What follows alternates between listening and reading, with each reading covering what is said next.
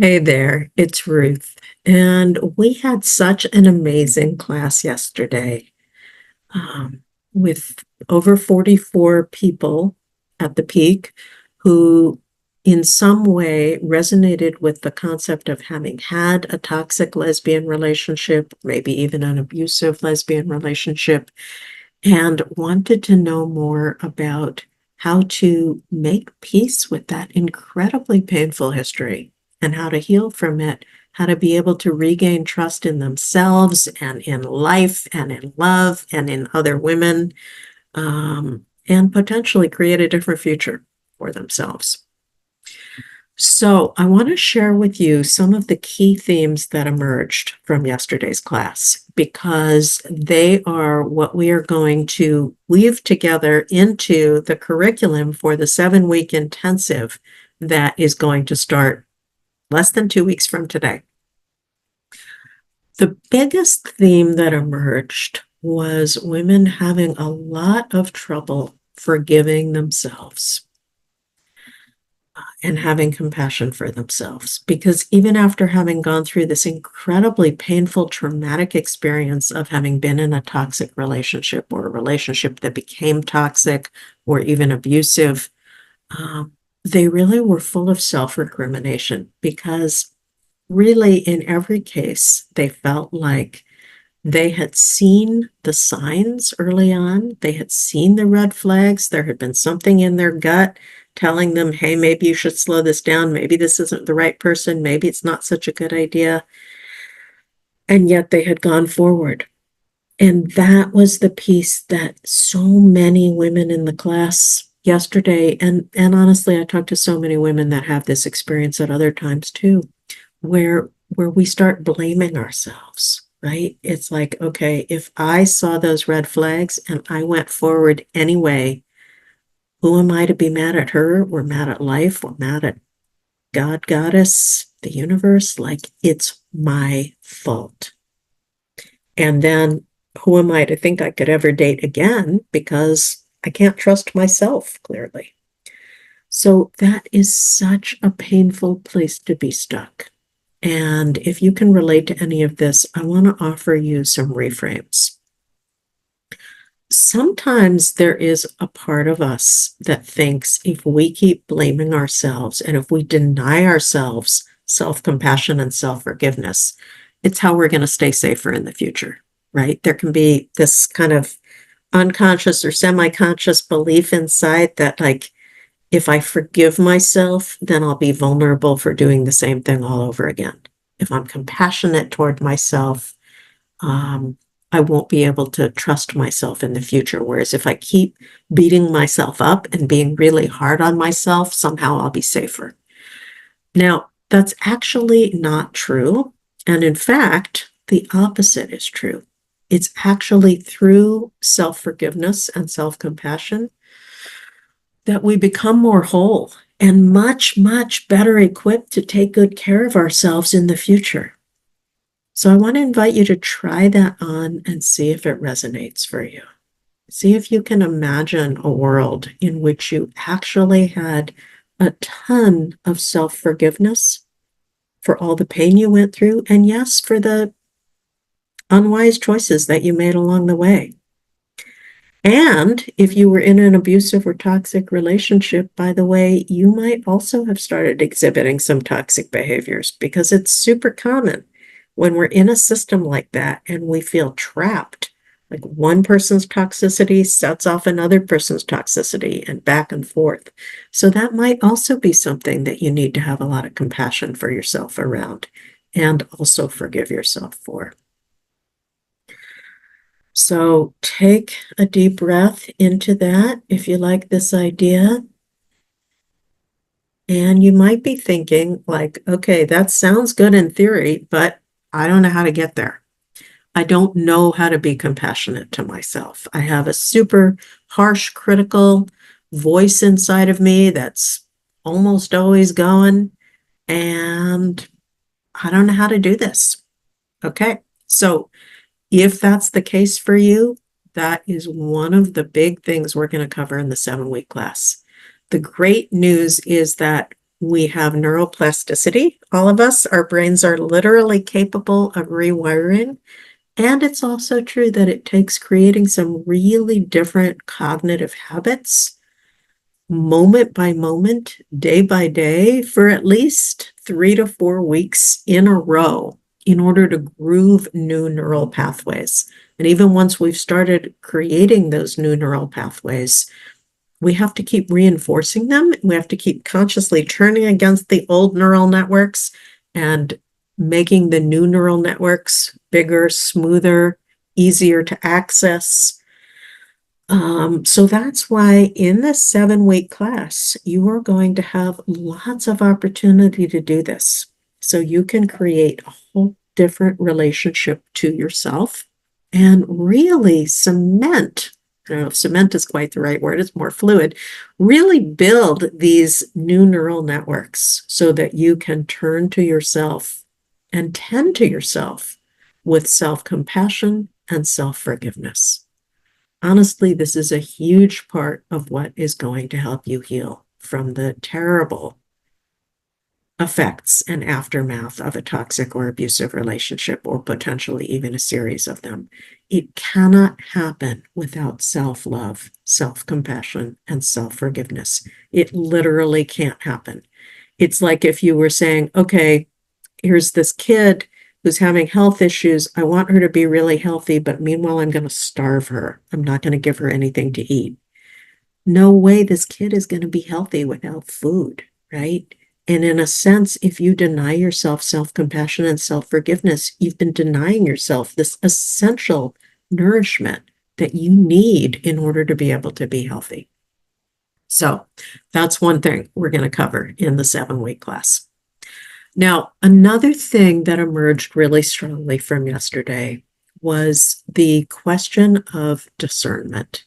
How do I potentially become more discerning if I do decide to date in the future, if I do start having feelings for somebody, if I do hope to have another relationship?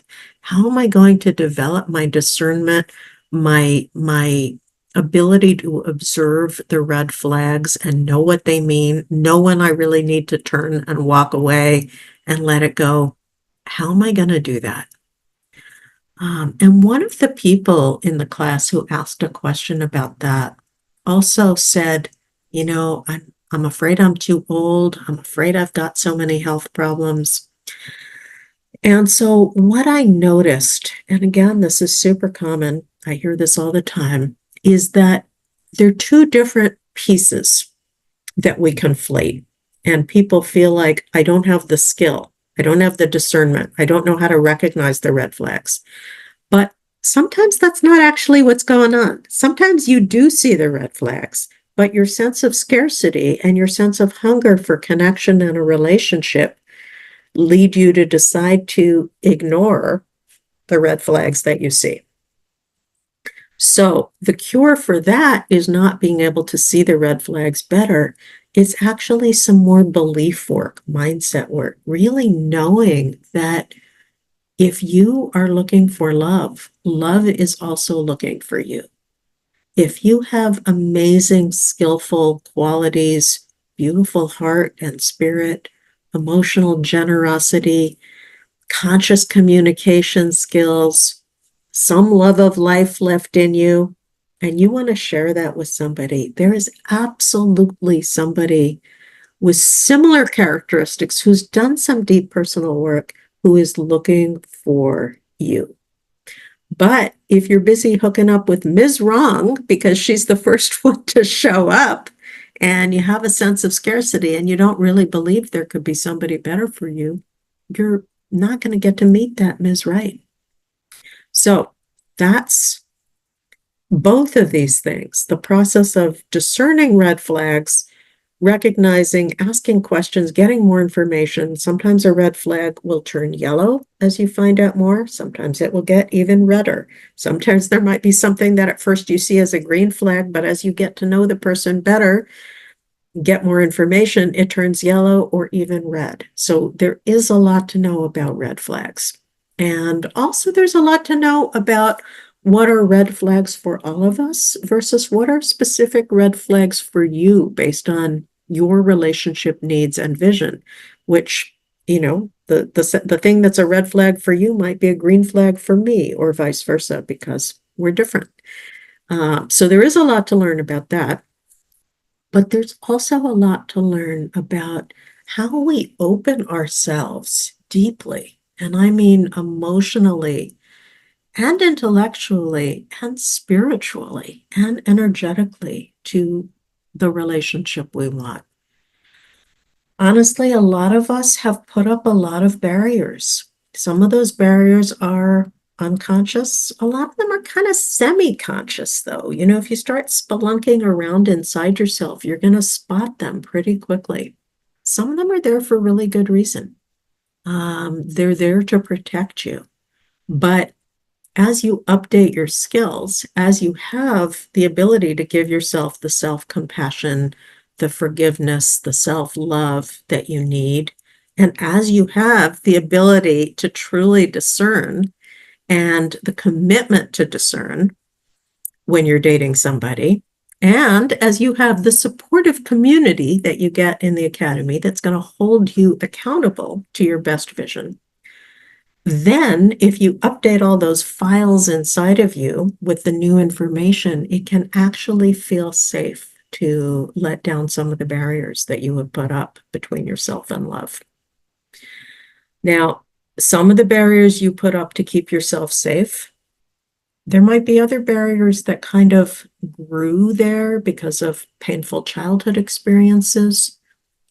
So there is a lot to look at, both around our beliefs and around the structures that you have inside yourself that make you either truly open and ready and available or not. One of the tragic things I see a lot, and honestly, I've done a lot of work with this inside myself too, is that I used to feel like I was so available. I was really ready. I had great relationship skills, and I was so frustrated with, like, why is the right person that's equally ready, equally available, equally skilled just not showing up? Well, it took me a long time to recognize that underneath that layer, in which I appeared perhaps to others and, to myself as so available and ready and skillful, there were actually a lot of layers where I was not so ready, nor was I so available, nor was I so skillful. And it was kind of like an excavation, like an archaeological dig, to really recognize those layers of barriers that I had inside myself, again, for good reason. Like so many of us, I grew up in a household where my parents were well-meaning. I would not say they were abusive, but they were completely unskilled at taking care of me. They were, in my case, very young. They had no clue how to take care of a baby. My mother was overwhelmed. She would sit there by my crib and cry. When I cried, they didn't know they were supposed to burp me, so I got colic, so I cried a lot, et cetera, et cetera. So I grew up with a deep sense of belief that nobody was going to be there for me. Now, my dad also was invasive in some ways, and actually my mom was invasive too, emotionally. She was that kind of mom who always wanted to confide in me, and quickly I became a parentified child and was, trying to do my best to take care of her and take care of myself. So these patterns persisted in my life. Maybe you know something about what that's like. It's what happens, right? Like those early survival coping mechanisms that we learn and develop, which are super important because they are how we survive. But unless we make a really conscious, concerted effort to change them, they will stick around forever, and they will affect what is possible for us in our relationships. So I have done a lot of deep work now on these patterns, so I can speak to it firsthand. And I bet you may have already recognized some of these barriers in yourself, but not known how to really shift them. So that's another thing that we're going to be working with in the 7-week class, because this is a big part for many of us of what creates this sense of scarcity in us, is that because there's an unconscious or a half conscious agenda not to get into a relationship or not to get into a close relationship, um, we don't see the people in front of us, or we don't feel attracted to the people in front of us with whom we could actually have the relationship that another big part of us wants. So, can do a lot of work to dissolve, release, shift, transform, transmute these kinds of barriers and obstacles. Okay. One of the other themes that came up yesterday, and this kind of goes tag team from what I was just talking about, is women who felt like, hey, sometimes I meet people that I can tell would be good for me, but I just don't feel a spark with them. And if I feel a spark with somebody, it's usually because she's bad for me. So what am I supposed to do? I want to have a spark and I want to be with somebody who's good for me, and it doesn't seem to line up. Okay, the good news is that just as we have neuroplasticity that lets us rewire our brains in so many other ways, including around self-compassion, as I talked about earlier, we also have neuroplasticity that lets us rewire our attraction patterns. So that's another thing we're going to be talking about in the 7-week class. Okay, let me pause for a minute and see if there's anything else that I am missing. So looking at my notes here, a few other things that we talked about were the grief process. Now, depending on what happened in your toxic or abusive relationship and also how long ago it was, you might not be actively grieving anymore. In fact, you might be primarily feeling relief just to be away from her. But if it were more recent and if the relationship was more mixed, so even though it had toxic or abusive aspects, there were also still beautiful aspects, or if you're still feeling connected to the beauty that you experienced at the very beginning with her, even though it got really lost over time, there can be a lot of grief. Some of the grief is about missing the person that you thought she was or that you hoped she was, the potential that you experienced early on, the potential you believed would exist between you. Sometimes we have really young parts of ourselves that bond. Like I had this happen in my most toxic relationship, where there was like a little kid part of me that just loved my girlfriend's little kid part. Like just felt such a deep sense of resonance. So even though on an adult level, I could see that we were really not well suited to each other, my little kid part didn't want to be separated from her little kid part. And now that we're talking about parts, we all have a lot of parts. There also was a part that I name my inner Florence Nightingale, who's a rescuer, a fixer. And this particular girlfriend of mine had a lot of pain. She had been through a really rough childhood, and she desperately wanted to be fixed. She had a lot of depression, a lot of anxiety. Her life was very limited by that. She desperately wanted me to be able to help her, and I desperately wanted to be able to help her, or at least my inner Florence Nightingale part did, but it wasn't possible. So, part of my grieving process in that relationship was a multi-part process, so to speak, where I had to really disentangle some of the young parts of me, the kid parts, the rescuer parts, the adult parts, the parts that just had hoped or imagined that we could have a beautiful relationship.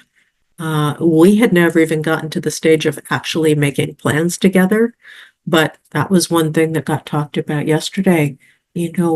If your toxic or abusive relationship was one where you actually started blending your lives, or at least were planning to blend your lives, maybe you had vacations planned, maybe you had planned to buy a house together, maybe you planned to have a child together, or travel together.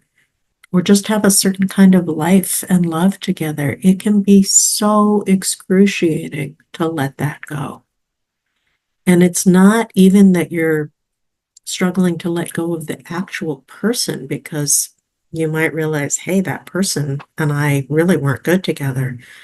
But it's the future and your relationship with that imagined future that you've gotten really invested in. So we will do some parts work in this class to help you really release that and bring compassion and healing to those parts of yourself, because they are just clinging to what they know and to the best thing that they can imagine. But once they're able to understand that the world could be so much bigger for them, there could be things so much better than that available to them, then it becomes much, much easier to let go.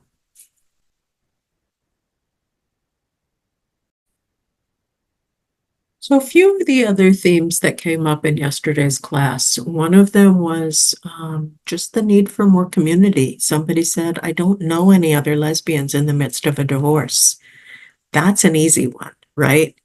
When you come to this class, you will know other lesbians in the midst of divorce or breakup. You'll know lots of other lesbians that have been through divorce and breakup. You'll have lots of opportunity to talk to people that have shared parts of your experience. And that helps so much, just to not feel alone with the experience anymore.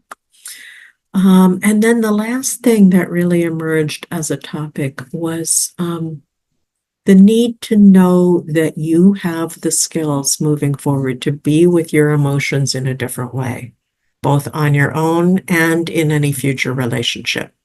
So one person talked about needing to be able to be with these very intense waves of sadness when they come up. Absolutely. Yeah, it's crucial to be able to be with our own sadness and our own anger and our own fear. Absolutely crucial. So, and that's a basic part of the work of building emotional intelligence, emotional literacy, that in my ideal world, we all would have learned as kids, but really in this world, there are very few places to learn it. So we will absolutely do some practices that help you know your feelings better, identify your feelings, and build capacity to be with your feelings. Not just have your feelings, but be with your feelings. Be a companion, a conscious, compassionate witness to your feelings. That is a crucial skill just for being in this 24/7 relationship that, of course, you're in and will be in for the rest of your life with yourself. But it's also really key for any future relationship with anybody else. Because in Conscious Girlfriend, we have a framework that we call catch. You know, a lot of us think, okay, I'm looking for a good catch, but we don't actually know what that is through a conscious definition. So in Conscious Girlfriend Academy, we've defined catch as an acronym, and the letter A is aware of what you feel when you feel it. And letter T is able to tolerate your feelings without blowing up, shutting down, or self-medicating. Won't go through all the other letters right now, but of course, they're all equally important. But these qualities are super important to both develop and cultivate in yourself. And the good news is, whatever of those you're weak in, you can learn. And they're also very important to seek in another person, because when the rubber meets the road, you know, when you start falling for someone or you start getting in deep with somebody, there are going to be triggers. And that's when it's so important for both her and you to be people who know what you're feeling when you feel it, or close to the time that you feel it, and people who are able to tolerate those feelings without blowing up and starting a fight, without shutting down and withdrawing, without having to self-medicate with drugs or alcohol or other problematic behaviors. Just the ability to actually be larger than our feelings so that we can be with the feelings, which also means we can soothe ourselves, regulate our own nervous systems, which is the foundation out of which skillful communication can come. Doesn't matter how many communication classes you've taken, how many great techniques you've learned, when your nervous system is dysregulated, also known as when you're triggered, you're not going to be able to do it. Not because there's anything wrong with you, but because our brains are actually set up that way. When we go into fight or flight, the amygdala gets active, it hijacks the rest of the brain. So being able to get yourself out of that amygdala fight or flight state and into a grounded nervous system state, out of which you can actually communicate skillfully and listen well and bring emotional generosity and curiosity to your partner and receive her emotional generosity and curiosity and give empathy and receive empathy and then get to problem solving when it's needed. Sometimes it's not even problem solving that's needed. It's just empathy, feeling heard, seen, gotten. We're gonna work with how to get to all of that so that you actually know that if and when you choose to have a relationship again, you will not only know how to discern and choose the right person, but you'll know how to show up in ways that really build a healthy, sustainable, nourishing, trusting, harmonious, joyful, and yes, passionate connection. Because it takes both choosing the right person and being the right person. So that's the quick summary of what we talked about in yesterday's class and what I will be putting together for you in the 7-week program to come, which we will start on October 25th.